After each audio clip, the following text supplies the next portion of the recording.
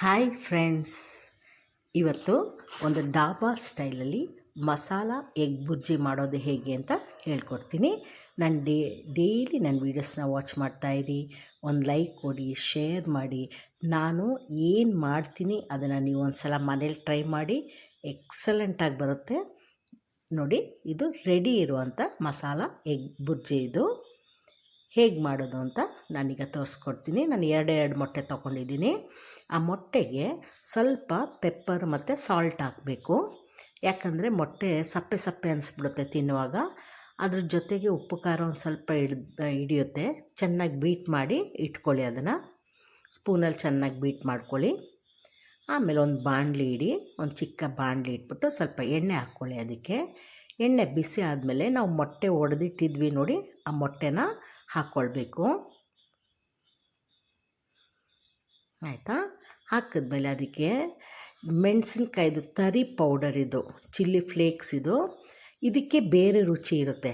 ಅದಿಲ್ಲ ಅಂದರೆ ಅಚ್ಕಾರದ ಪುಡಿನೇ ಹಾಕಿ, ಆಯಿತಾ? ಅದನ್ನು ಹಾಕ್ಕೊಳ್ಬೇಕು. ಆಮೇಲೆ ಒಂದು 2 ಹಸಿಮೆಣ್ಸಿನ್ಕಾಯಿ ಸಣ್ಣದಾಗಿ ಹೆಚ್ಚಿಟ್ಟಂಥ 2 ಹಸಿಮೆಣ್ಸಿನ್ಕಾಯಿ ಹಾಕಿದೆ. ಆಮೇಲೆ ಒಂದು ಈರುಳ್ಳಿ ಹಾಕ್ತಾಯಿದ್ದೀನಿ, ಸಣ್ಣ ಸಣ್ಣದಾಗಿ ಚಾಪ್ ಮಾಡಿರಬೇಕು. ಆ ಈರುಳ್ಳಿ ಹಾಕ್ತಾಯಿದ್ದೀನಿ, ಆಯಿತಾ? ಅದಾದಮೇಲೆ ಕೊತ್ತಂಬರಿ ಸೊಪ್ಪು ಹಾಕ್ಕೊಳ್ಳಿ.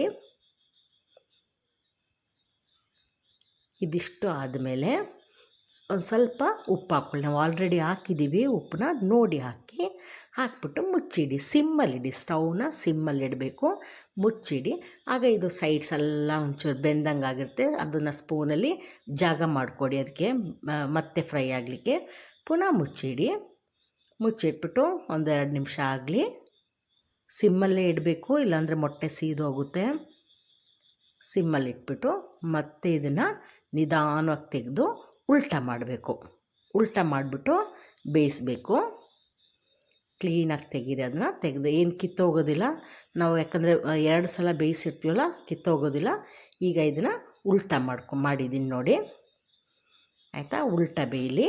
ಅದ್ರ ಮೇಲೆ ಕೂಡ ಸ್ವಲ್ಪ ಗರಂ ಮಸಾಲ ಹಾಕ್ಕೊಡಿ.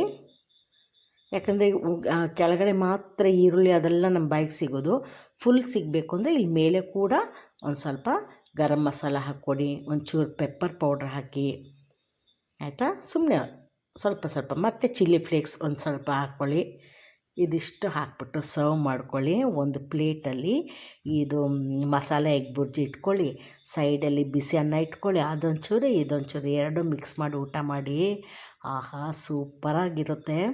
ಯಾವಾಗಲೂ ಅನ್ನ ಸಾರಲ್ಲೇ ತಿನ್ನೋದು ಬೇಡ, ಒಂದೊಂದು ಸಲ ಒಂದೊಂದು ಡಿಫ್ರೆಂಟಾಗಿ ಊಟ ಮಾಡಿ, ಎಂಜಾಯ್ ಮಾಡಿ, ಖುಷಿಯಾಗಿರಿ. ನೆಕ್ಸ್ಟ್ ವೀಡಿಯೋದಲ್ಲಿ ಮೀಟ್ ಮಾಡೋಣ. Take care, bye, thank you.